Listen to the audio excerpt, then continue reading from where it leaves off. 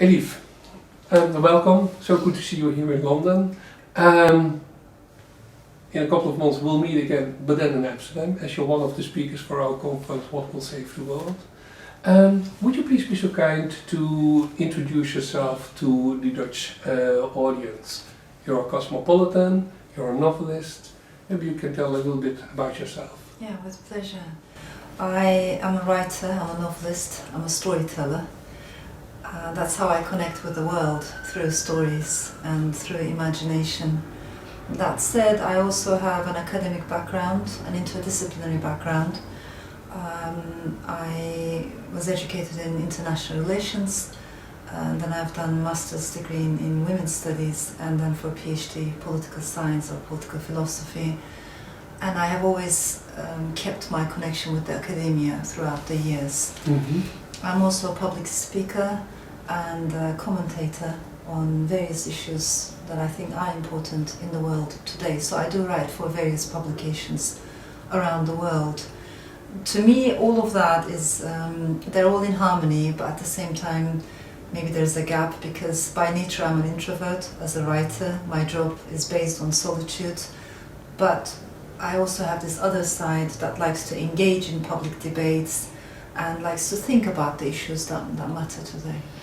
Now, is one of the gifts of being a writer the power of imagination. And you have a huge power of imagination, everybody knows who have read your books.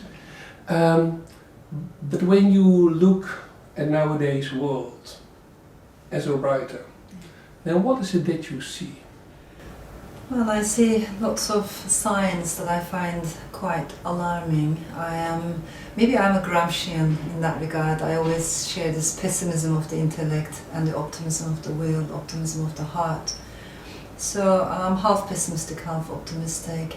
I am half pessimistic because when I look at the signs today, I see a very strong trend back to what I call tribalism. Back to nation state, nationalism, religiosity, all those divisive forces that many intellectuals in 1940s, 50s thought were going to disappear gradually.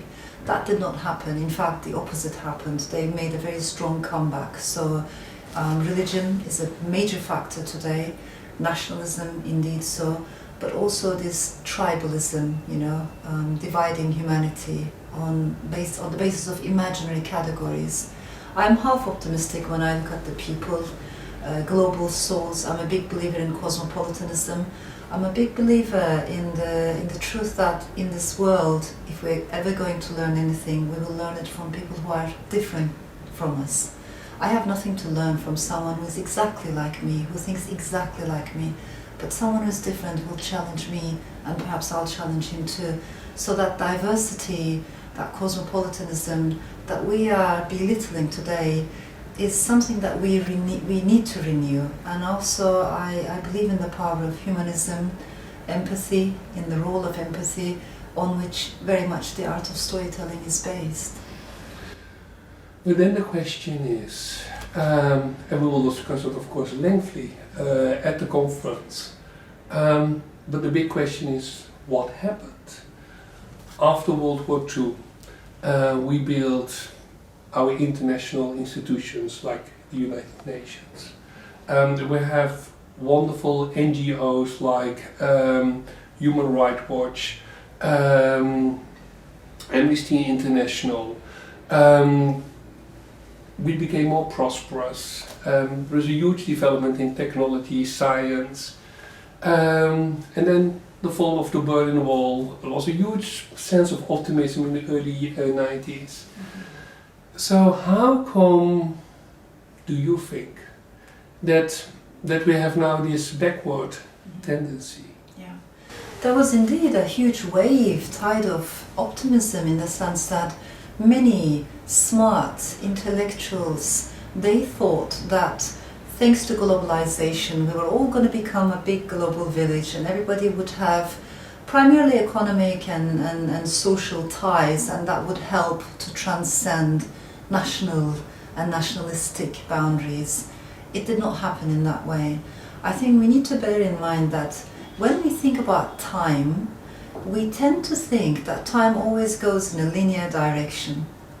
But we have seen that time does not always go forward. It sometimes draws circles. It can move backwards. In other words, what I'm trying to say is, if we learn nothing from the mistakes of the past, we are bound to make those mistakes again and again and again. And that is what is so sad, how memory is lost. And I'm not talking about like very long-term memory of centuries. I'm talking about recent political memory, even with regards to Europe, the EU, how it was established, how the journey began. Very few people today are talking about the beginning, that spirit that initiated everything. So we tend to take things granted very easily. And I find myself in this a bit ironic situation, to tell you the truth, because coming from Turkey, a country that's on the fringes of Europe, I found myself, and I live in the UK, I find myself defending more passionately what I regard as European values. For me, the EU is not primarily a financial project or an economic project. It's primarily about values, which mean a lot to me. And by those values, I mean freedom of speech, primarily separation of powers, rule of law, definitely women's rights, LGBT rights, minority rights, and many other human rights that all together make sense. So I do not take these values for granted, because I do know that societies can lose them. Neither do I take cosmopolitanism for granted, because I come from a country that has lost its cosmopolitan heritage, and I think by losing that, Turkey lost a lot.